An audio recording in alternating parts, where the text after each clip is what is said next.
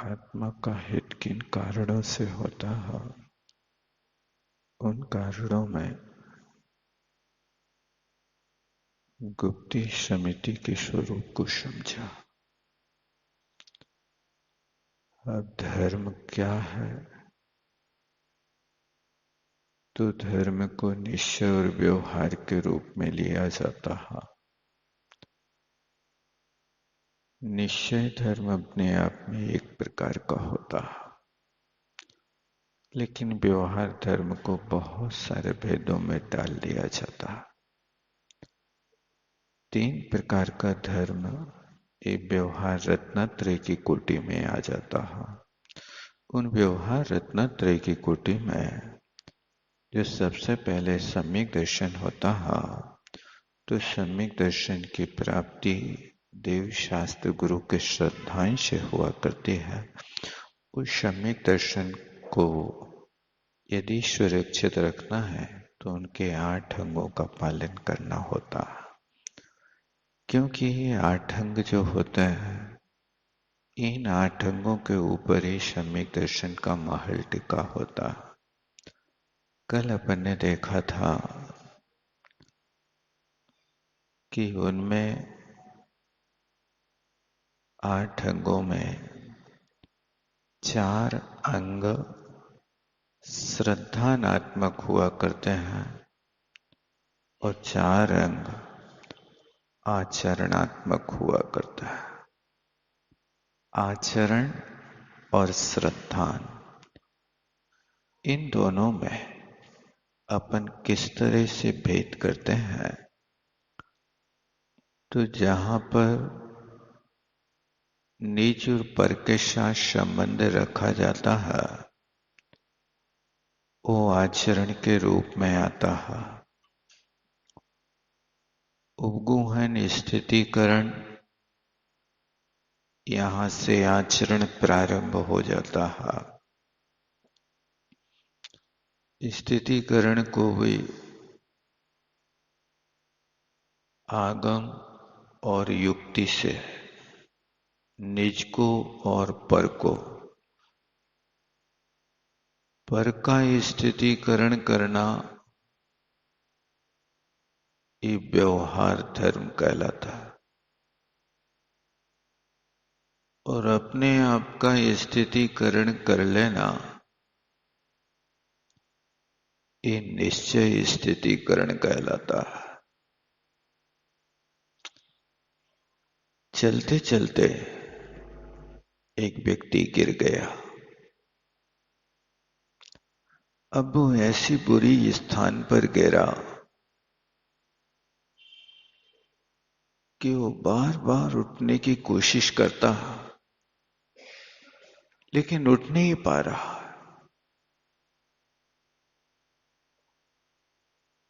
अब एक व्यक्ति वहां से निकलता,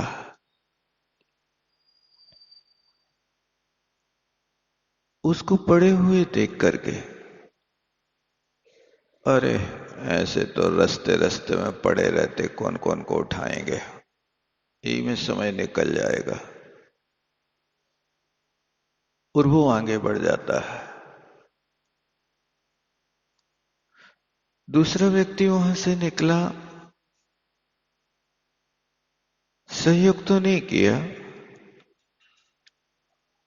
लेकिन इतना और कह के चला गया, देख के नहीं चलते, देख के चलना चाहिए, तुम क्या ऐसी असावधानी करते हो? अब आज के बाद सावधानी रखना, नहीं तो ऐसे टांगे टूटेंगी तुम्हारी। आगे बढ़ गया। तीसरा व्यक्ति वहां से निकलता है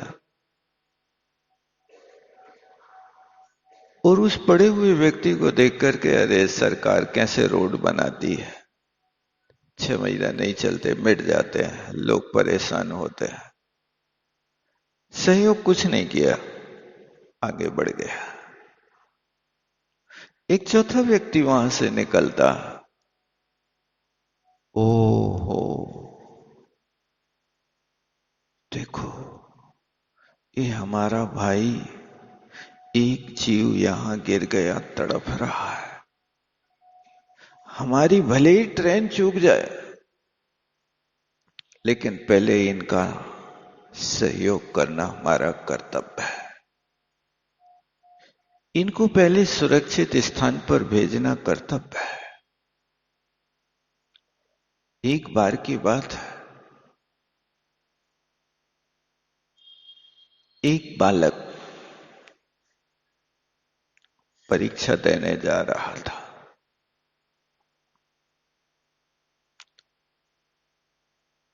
तैयार होकर के निकला।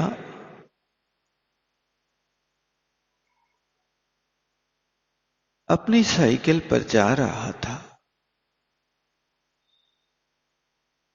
8 बजे उसका पेपर प्रारंभ था। घर से निकला, वो थोड़ी दूरी पर जाकर के देखता है, रास्ते में एक वृद्ध अम्मा को कोई ठोकर मार के चला गया और बुरी तरह वो अम्मा तड़प रही है। 50 विद्यार्थी उसके सामने से गुजर गए, लेकिन कोई विद्यार्थी ने ये ध्यान नहीं दिया कि मां तुम्हें क्या तकलीफ है। उस विद्यार्थी के अंदर करुणा का भाव आया। वो विद्यार्थी सोचता है, सिर्फ 10 मिनट मेरे पास है, समय मेरे पास सिर्फ इतना है कि मैं इस समय में स्कूल पहुंच सकता हूं। परीक्षा हाल तक पहुंचते पहुंचते मुझे पूरा समय लग जाएगा। अब मैं क्या करूं? परीक्षा देने जाऊं कि इस तड़पती आत्मा को अस्पताल भेज के आऊं? वो ऐसी स्थिति में निर्णय नहीं कर पा रहा। क्या करूं? बहुत देर तक सोचता है। 5 मिनट निकल गए। यदि परीक्षा छोड़ता हूं तो साल खराब होती है, और यदि अम्मा को छोड़ता हूं तो एक आत्मा की क्षति होती है। मेरी 1 साल खराब होगी कोई बात नहीं, लेकिन इसका तो पूरा जीवन खराब हो जाएगा। उस बच्चे ने अंतिम निर्णय लिया कि अस्पताल को भेजना बहुत आवश्यक। पहले जान की रक्षा, फिर आजीविका की सुरक्षा। कोई बात नहीं, फेल हो जाएंगे तो हो जाएंगे, नहीं दे पाएंगे पेपर, नहीं दे पाएंगे, लेकिन इसकी रक्षा करना बहुत आवश्यक है। उस बच्चे ने स्कूल का विकल्प छोड़ दिया। उस अम्मा को अपनी साइकिल पर बैठाला। मां, तुम चिंता नहीं करो, तुम स्वस्थ हो जाओगे। साइकिल पर बैठाल करके उसको अस्पताल ले गए।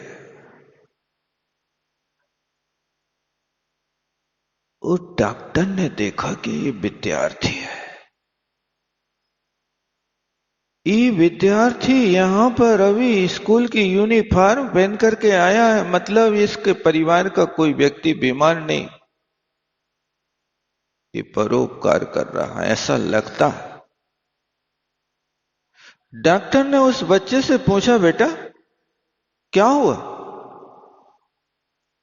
उस बच्चे ने कहा, डॉक्टर साहब मैं परीक्षा देने जा रहा था, रास्ते में एक्सीडेंट इस अम्मा के साथ कोई करके चला गया। ये मां तड़प रही थी, कोई सुनने वाला नहीं था, आप इसका जल्दी इलाज कर दीजिए।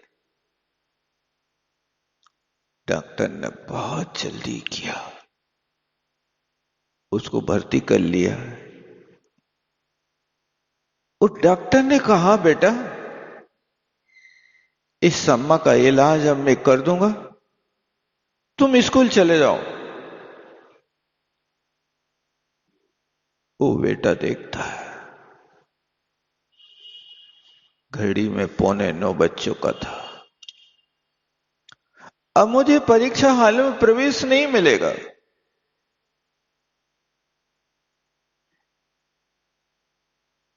अब मैं सेवा से क्यों वंचित रहूं, सेवा ही कर लूं पहले। डॉक्टर ने कहा बेटा तुम कोशिश करो,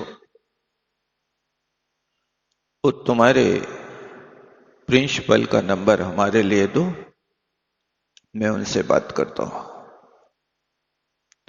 डॉक्टर ने उस बच्चे को वहां से वापस स्कूल के लिए किया और यहां पर डॉक्टर ने प्रिंसिपल को फोन किया।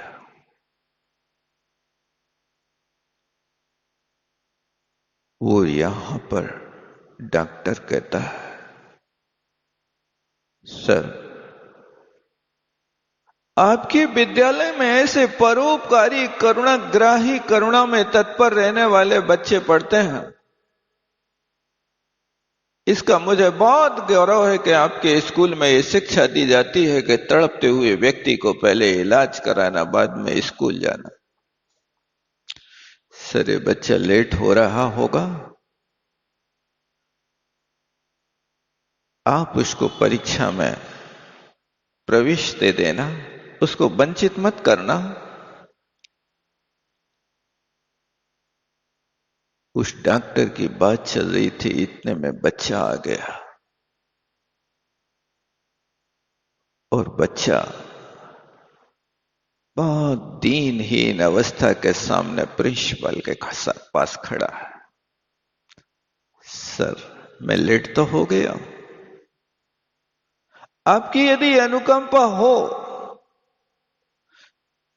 तो मैं इतने समय में जितना लिख पाऊंगा उतना लिख दूंगा, बाकी आपका समय होते मैं कॉपी जमा कर दूंगा। आप मेरे ऊपर अनुकंपा करें। उसने भी देखा कि बच्चा अपनी तरफ से लेट नहीं हुआ है, ये परिस्थिति है। इस परिस्थिति को समझ करके हां बेटे जाओ, उसके लिए प्रवेश दे दिया। और बच्चे ने ईमानदारी के साथ जैसे ही 11 बजते हैं और उसका पेपर जमा कर देता है। टीचर कहता है बेटा थोड़ी देर और कर लो यदि बाकी रहेगा। नहीं सर मैं उल्लंघन नहीं करूंगा आपके नियम का। वास्तव में जब उसका परिणाम आया आश्चर्य हुआ कि वो बच्चा फर्स्ट नंबर लेकर के आया। कहने का मतलब है कि इसका नाम स्थितिकरण है कि हृदय में यदि अनुकंपा होती है, ऐसे स्थान पर स्थिति करना बहुत आवश्यक होता है। निर्णय मजबूत लेना चाहिए, कोई बात नहीं मैं सुलझ लूंगा, लेकिन इनको पहले व्यवस्थित करना आवश्यक है। इसी का नाम तो धर्म है और धर्म रक्षा करता है। और वहां पर देखो उस बच्चे ने इतना सेवा का भाव रखा, उसकी सेवा भाव को देख करके डॉक्टर के अंदर भी भाव पैदा हो गए। और डॉक्टर तो इलाज करने की तो जिम्मेदारी ले ही रहा है, लेकिन ये भी जिम्मेदारी ले रहा है कि वहां टीचर को फोन कर रहा तुम इस बच्चे को एडमिशन दे देना, तुम इसको निराश मत करना, ये तुम्हारे विद्यालय का नाम रोशन करेगा। जहां धर्म होता है वहां दूसरे लोग धर्मात्मा की प्रशंसा किया करते हैं। इसी का नाम तो स्थितिकरण है। आप क्या समझते हो? इस बात को लोग समझते नहीं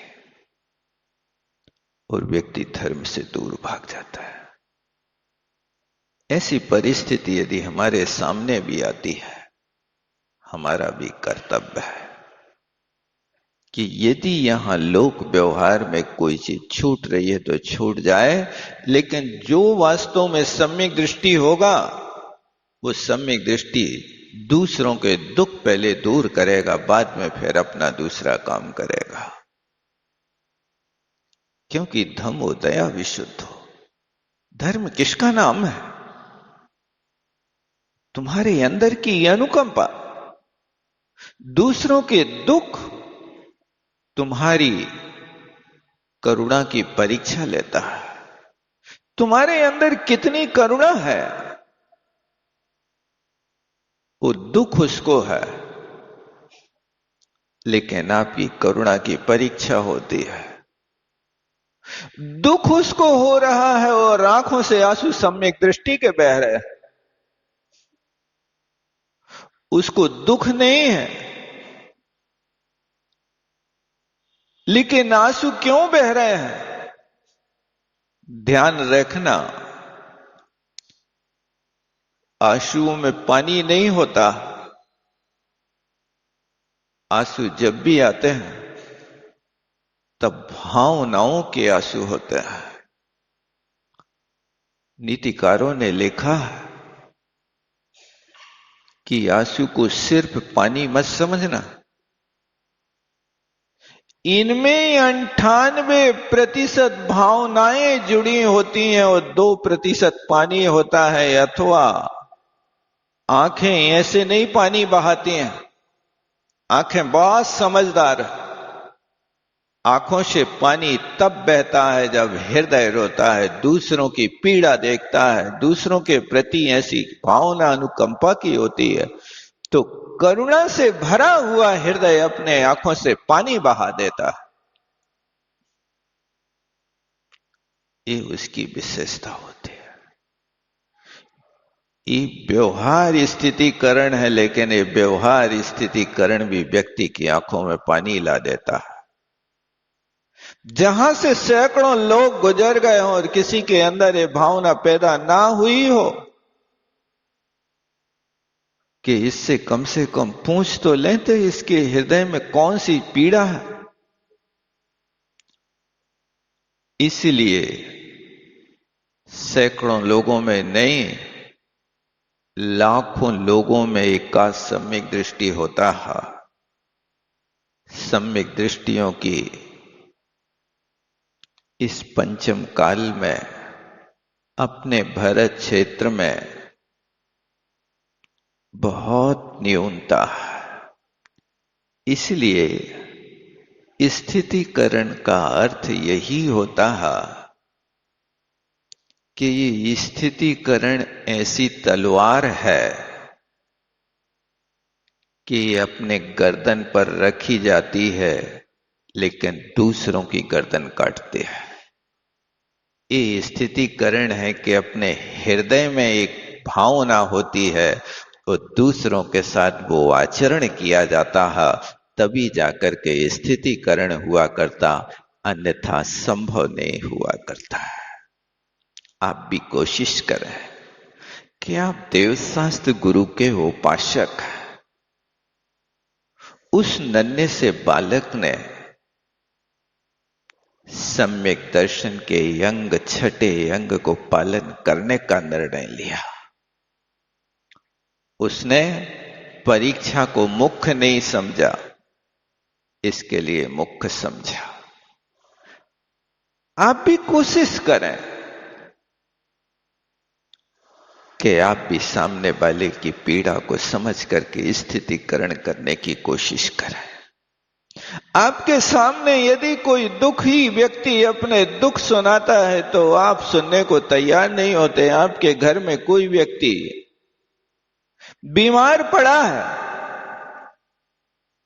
और आप जैसे सम्यक दृष्टि घर में रहते हैं और वो परिवार का सदस्य तुम्हें अपनी पीड़ा बताता है कि आज हमारे सिर में दर्द हो रहा है, तो तुम उसके सिर दर्द की कोई दवाई तो नहीं लाते हो, लेकिन 4 बातें सुनाते, तुम्हारा तो सिर दर्द करता ही रहता है। ये तो बहाने तुम्हारे रोज के होते हैं, हम कब तक पेन जान ला करके तुमको खिलाते रहे। बस यही स्थिति है। आपने एक कहा, कहते ही आपका सम्यक दर्शन चला गया। सामने वाले ने अपनी पीड़ा तुम्हारे लिए सुनाई थी कि हमारा दर्द कुछ कम होगा, लेकिन आपने उस दर्द के ऊपर मलहम पट्टी ना करके ऊपर से एक बाण और मार दिया। सामने किसी भी दुखी व्यक्ति के लिए आप कुछ नहीं कर सकते। आप मीठे वचन बोल करके उसके सिर पे हाथ फेर करके देखो, उसका दर्द आधा दूर हो जाएगा। उसने कुछ कहा है कि मैं बहुत पीड़ित हूं, मेरे सिर में बहुत पीड़ा है, आप उपेक्षा करके चले जाता है। उपेक्षा नहीं, आप चिंता नहीं करो, मैं हूं ना, तुम्हें दुखी नहीं देख सकता, जैसे बनेगा तैसे दुख को दूर करूंगा। और उसके सिर को थोड़ा सा 2 मिनट जाकर के आप उसके पॉइंट दबा दो, सिर पे हाथ फेर दो, थोड़ा सिर पे उसके नारियल का तेल लगा दो। 2 मिनट के बाद वो व्यक्ति कहेगा बहुत अच्छा लग रहा, आपको बहुत बहुत धन्यवाद, आपने मेरी पीड़ा हरण कर ली। भले ही उसका सिर दर्द होए दूर या ना हो, लेकिन वो औपचारिक रूप में तो इतना कहेगा कि आपने मेरे साथ इतनी संवेदना प्रकट की, आपको बहुत बहुत धन्यवाद है, मेरा सिर ठीक हो गया। आप इस सिर मिटाने की दवाई नहीं जानते हो। ये व्यवहार की हीनता कहलाती है, ये व्यवहार कुशलता नहीं कहलाती। सम्यक दर्शन के 8 अंगों का पालन व्यवहार कुशलता से किया जाता है।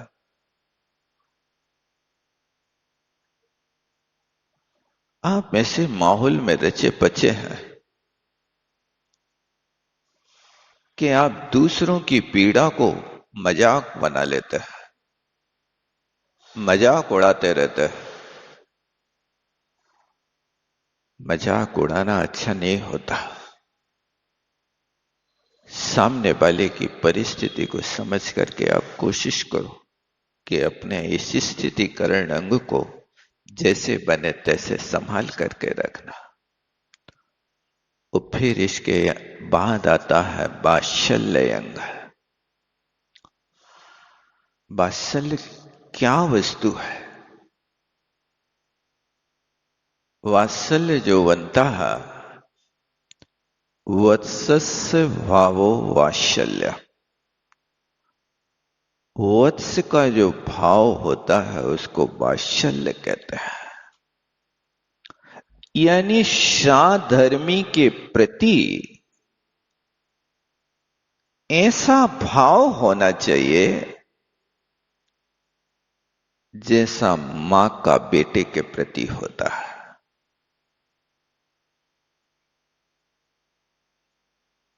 एक बार की बात, एक बेटा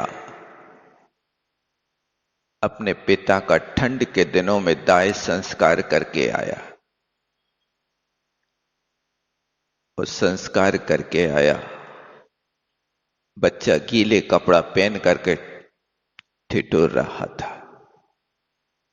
मां पति के वियोग में हिला खेलक करके रो रही थी, लेकिन बेटे को गीले कपड़े पहने हुए देख करके मां उस वियोग को भूल करके कहती है, बेटा कपड़ा बदल लो, ठंड लग जाएगी। ये क्या है?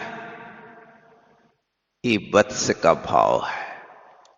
ये बेटे के प्रति दुश्चिंता है कि आप कहीं अस्वस्थ ना हो जाओ, आप कहीं बीमार ना हो जाओ। साधर्मी के प्रति भी ऐसी वात्सल्य होना चाहिए। आज का वात्सल्य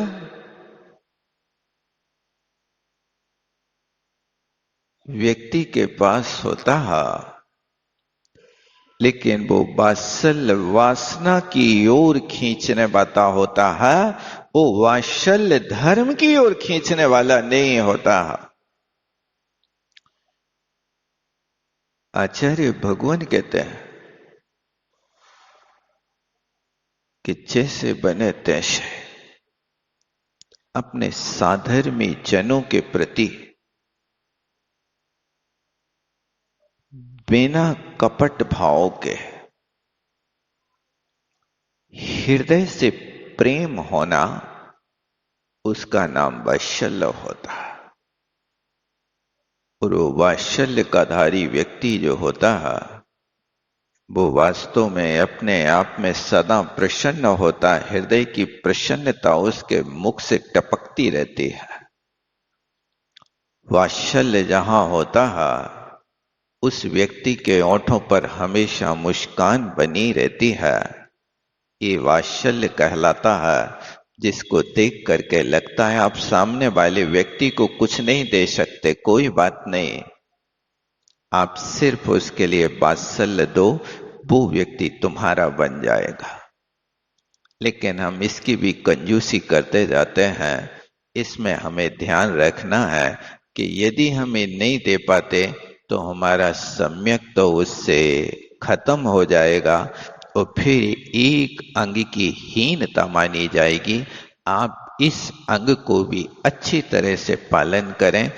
अपने साधर्मी भाइयों के प्रति ऐसे भाव न रखें कि ये कब भगें और हम अपना काम करें। पहले के लोगों के भाव होते थे कि भोजन बना करके रख लेते थे और भोजन बनाने के बाद द्वारा प्रेक्षण करते थे, प्रतीक्षा करते थे कि कोई आ जाए तो उसको खिला के फिर भोजन करें। और आज का समय आ गया कि आपके घर में भोजन के समय कोई आ जाए तो आप सोचते हैं पहले ये भाग जाएं फिर भोजन करें। देखो कितना अंतर आज के समय में आ गया। ये वात्सल्य आपका कहाँ चला गया? आपके अंदर की वो प्रीति कहाँ चली गई? आप कहोगे महंगाई का जमाना है। ये महंगाई का जमाना कितना भी हो जाए, लेकिन साधर्मी के प्रति वात्सल्य कभी कम नहीं होता। और वो वात्सल्य जो होता है, हृदय की भावना होती है, साधर्मी है। गुणी जनों को देख हृदय में मेरे प्रेम उमड़ावे। ऐसा नहीं होना चाहिए कि गुणी जनों को देख हृदय में मेरे क्रोध उमड़े आवे। गुणी जनों को देख करके कई लोगों के अंदर एक कसाय भड़कती है कि अरे ये तो सिर्फ बनावटी है, ठगिया है, दूसरों को ठगते रहता है। ये तुम अपने धर्म का नाश कर रहे हो। साधर्मी वात्सल्य वो कहलाता है कि गुणों के प्रति प्रमोद भाव हो। सत्वेषु मैत्रीम गुणिषु प्रमोदम क्लिष्टेषु जीवेषु कृपा परत्वम मध्यस्थ भावम विपरीत वृत्तौ सदा ममात्मा विधातु देव। वो अध्यात्म निष्ठ साधक भगवान से प्रार्थना करता है कि हे भगवान, सत्वेषु ही मैत्री, प्रत्येक प्राणी के प्रति मैत्री हो। और मैत्री किस चीज का नाम है? आप सिर्फ हाथ मिलाने का नाम मैत्री समझते हो। हाथ मिला लिया, मित्रता हो गई। हाथ खींच लिया, दुश्मनी हो गई। इसका नाम मैत्री भाव नहीं होता। मैत्री की परिभाषा समझो। मैत्री उसे कहते हैं परेशान दुखम अनभिलाषो मैत्री। किसी को दुख उत्पन्न ना हो, ऐसी भावना जिसके अंदर होती है, उसका नाम मैत्री होता है। प्रत्येक प्राणी सुखी हो, मेरे माध्यम से भी किसी को दुख ना हो बे। आप कोशिश करो कि आपकी चर्या से, आपकी चेष्टा से, आपकी वाणी से किसी को कष्ट ना हो पाए। चर्या भी करो तो ऐसी करो, बैठक ऐसी बैठिए कोई कहे ना उठ, और वाणी ऐसी बोलिए कोई कहे ना चुप। ऐसे स्थान पर आप बैठिए, चाहे घर में हो चाहे मंदिर में हो। यदि आपके लिए किसी ने उठाने की कोशिश की तो ये बहुत बड़ा हंगामा खड़ा हो गया। गणेश प्रसाद जी वर्णी उस समय सप्तम प्रतिमाधारी थे, क्षुल्लक नहीं थे।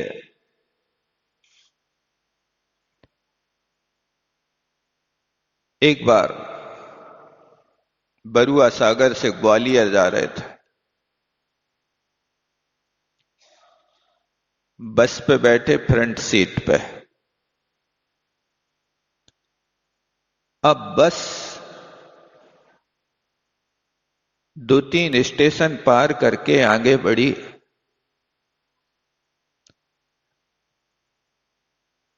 वहां पर कंडक्टर वर्णी जी से कहता है, बाबा जी ये सीट खाली करना पड़ेगी। क्यों?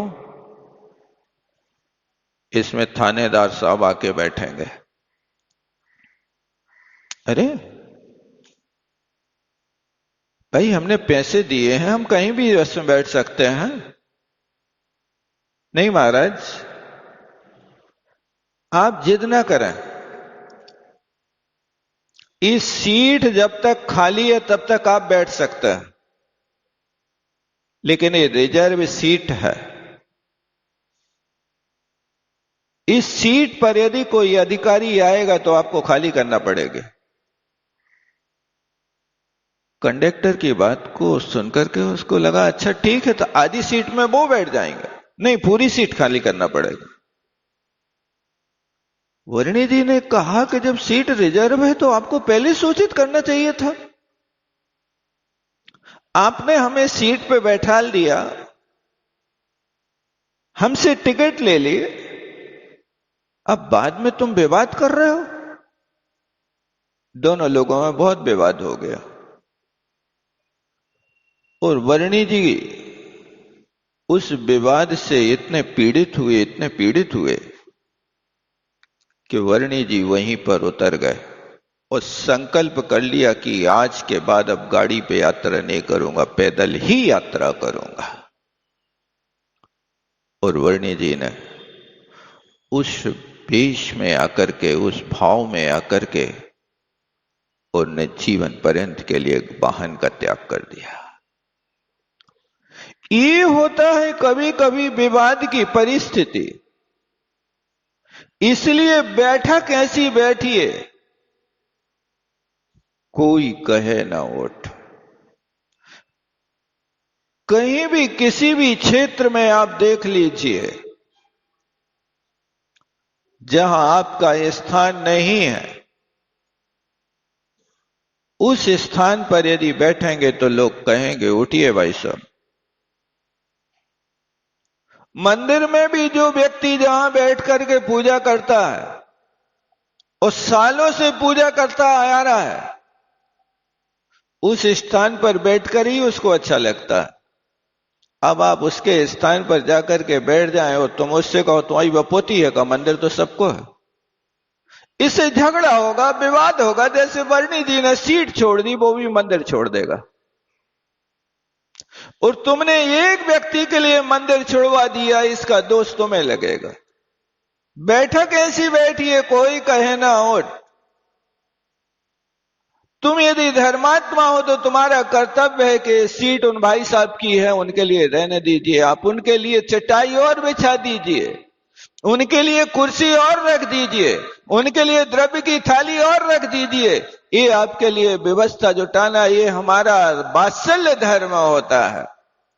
लेकिन हम 5 मिनट पहले बैठ करके जाएंगे तो उसी जगह पर बैठ के करेंगे। और आज तुमने एक बार तो कह करके देखो कि यहां हम बैठते हैं। आज तो हम लड़ने के मूड से गए थे, आज सारी दुनिया को सुधार देंगे। बस इस सुधारने वाले जितने ठेकेदार हैं इस सब मंदिर में या कहीं भी किसी स्थान पर, अनुचित स्थान पर बैठ करके अपना वात्सल्य धर्म समाप्त कर देते हैं। आप वात्सल्य धर्म को समाप्त मत करिए, वात्सल्य को बना करके रखिए। आपकी ये सीट है, मुझे पता नहीं था, आप विराजिए, मैं तो दूसरी जगह बैठ जाऊंगा। अरे परमात्मा की भक्ति करना है, आपने भक्ति करने का तो इरादा बनाया है, लेकिन किसी से टकराने का इरादा मत बनाओ। टकराओगे तो इससे टकराना अच्छा नहीं, टकराने की जिद नहीं होना चाहिए। पत्थर शीशा साथ रहे तो बात नहीं घबराने की, बस इतना सा ध्यान रहे जिद ना हो टकराने की। पत्थर और शीशा साथ में रह रहे हैं कोई बात नहीं, लेकिन ध्यान रखना कि पत्थर और शीशा एक दूसरे के ऐसे बैरी हैं जैसे सांप और नेवला है। एक दूसरे के साथ थोड़ी सी ठोकर पाते हैं और चकनाचूर हो जाता है, लेकिन कभी कभी उसी पत्थर में शीशा जड़ा जाता है। बस जिद नहीं होना चाहिए। आप धर्मात्मा हैं, आप वात्सल्य अंग के पालन करने वाले हैं, तो वात्सल्य अंग होना चाहिए, टकराओ नहीं। और किसी की बात को सुन करके तत्काल आप उखड़ो नहीं। सुनने के बाद आप थोड़ा सा साहस रखिए, धैर्य रखिए, समय जवाब देगा। आज तुम हमारा अपमान कर रहे हो, उस अभिमान को तुमने यदि समता के साथ पी लिया, लेकिन आप अपेक्षा भी नहीं रखोगे कल तुम्हारा कोई और करेगा, फिर हम ताली बजाएंगे, नहीं, ये भी भावना रखोगे तो भी तुम रौद्र ध्यानी बन जाओगे। बस आप सुखी रहे, ये भावना सम्यक दृष्टि की होती है। बोलो आचार्य गुरु विद्यासागर जी महाराज। जावाणी के ज्ञान से शुज लोकालोक, श्रोवाणी मस्तक धरूं सदा देत हो डोक। हे जिन वाणी भारती तो जपो निर्णय, जो तेरो शरणा गए सो पावे सुख चैन। देव भजो अरिहंत को गुरु